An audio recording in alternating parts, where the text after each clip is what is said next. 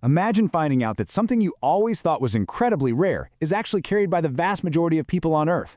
Well, let's jump right into this explainer, because today we're cutting through all the noise, the rumors, and the heavy stigma to look straight at the fascinating clinical and epidemiological realities of genital herpes.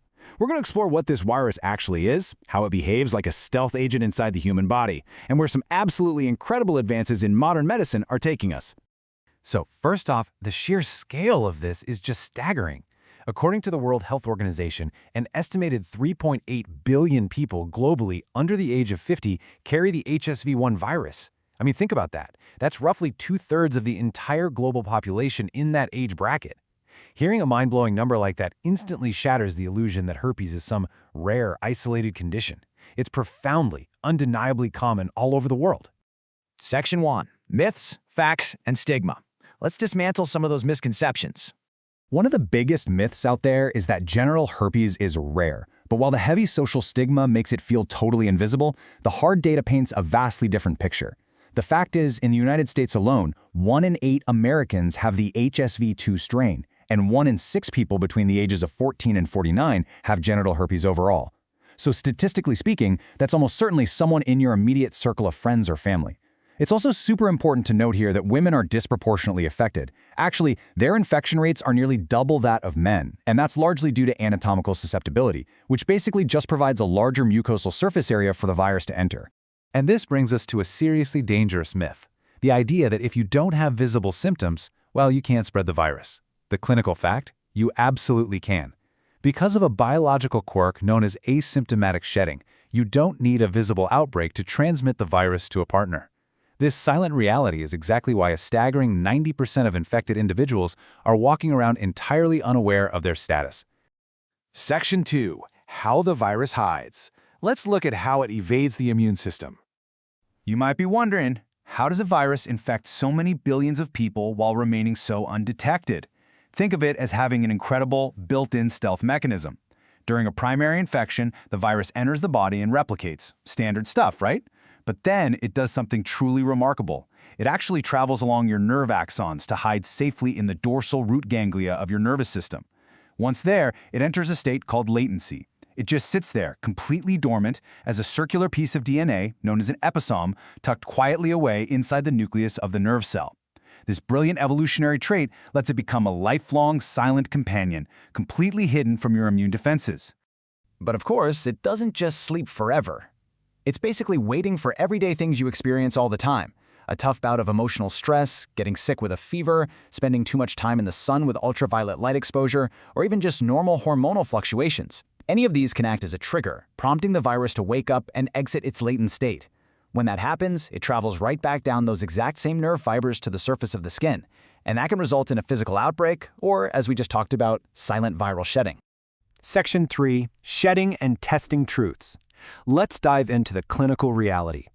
So pioneering research out of the Fred Hutch Cancer Center shows that asymptomatic carriers, these are people who have never once recognized a symptom, still shed the virus on 10.2% of days. But get this, here's the most astonishing part.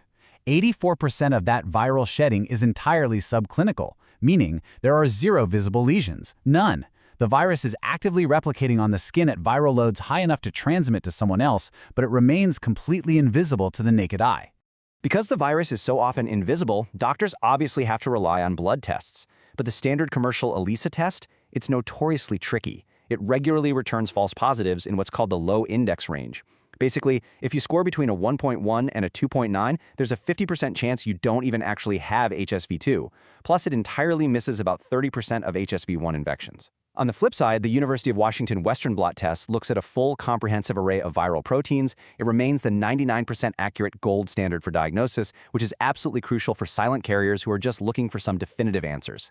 Section 4. Pregnancy and Prevention. How we protect newborns. Naturally, expecting parents worry about this, but to prevent the rare, albeit serious risk of neonatal transmission, where a baby contracts the virus during birth, doctors today use a highly effective step-by-step approach. According to clinical guidelines, mothers with a history of the virus are offered suppressive antiviral therapy starting right at 36 weeks of pregnancy, just to keep the virus dormant. Then, when it's time for delivery, doctors carefully assess for active lesions. A C-section is only required if active lesions or early symptoms are present right at that exact moment of labor.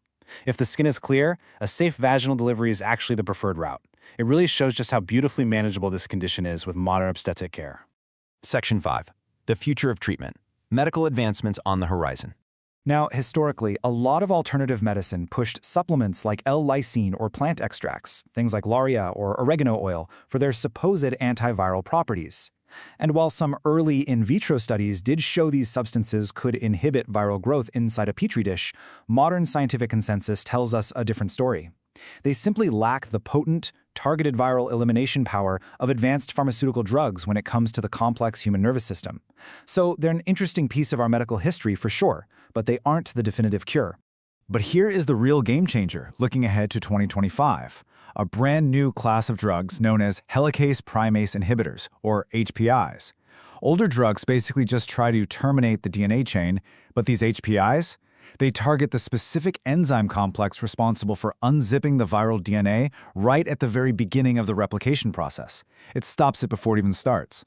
In clinical trials, one candidate called ABI 3666 reduced viral shedding by an incredible 94%. And even better, because it has a long 20-day half-life inside the human body, this drug could very soon become a super convenient, once-a-month pill that effectively neutralizes the risk of transmission. Furthermore, the clinical pipeline is just bursting with hope right now, largely thanks to mRNA technology. We're currently seeing clinical trials for therapeutic vaccines, like Moderna's mRNA 1608. These are brilliantly designed to actually boost an infected person's own immune system, suppressing outbreaks and shedding from within. Simultaneously, you have companies like BioNTech working on preventative vaccines aimed at stopping transmission entirely, neutralizing the virus before it can even enter a healthy person's nervous system. So, knowing everything we've just covered, that this virus is incredibly common, carried by billions of people worldwide, and is increasingly remarkably manageable with advanced modern science, we are left to wonder something really important. Is the true burden of this hidden epidemic the biological virus itself, or is it actually the heavy societal stigma we built up around it?